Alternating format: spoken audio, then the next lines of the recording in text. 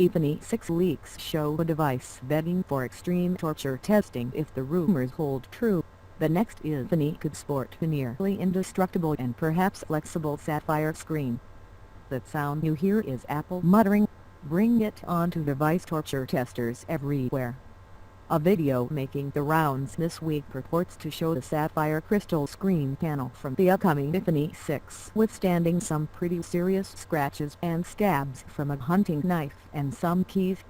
It's an impressive demonstration that, along with other rumors that the next iPhone screen could also be curved or flexible, means that those like myself in the device torture testing community might need to up our game in the near future.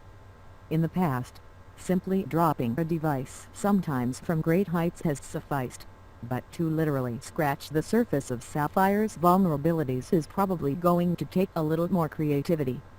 First, I'd be interested to see how a sapphire screen stands up to some extreme cold. Okay, so my keys won't scratch it in my pocket, but what if I'm in Antarctica climbing the ridge that NASA recently identified as the coldest place on Earth?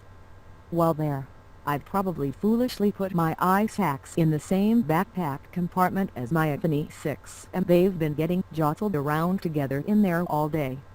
When the time comes to take a very important selfie at the end of my quest, hopefully my screen won't be scratched.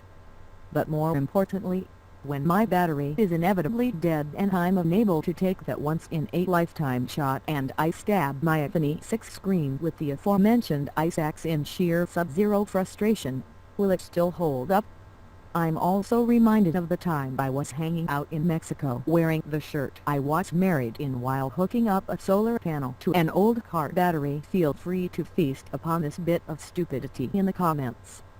Yes, I did manage to get a few drops of battery acid on that shirt, ruining my matrimonial guard forever. Naturally, I'm now left to wonder, what if I had been holding an iPhone 6 in between that shirt and that fateful drip of acid? Would a sapphire screen have withstood that bit of torture? Would my wife still trust me with tools more complicated than a flathead screwdriver? Inevitably we're just going to have to increase our torture testing budget if the next iPhone really is this tough.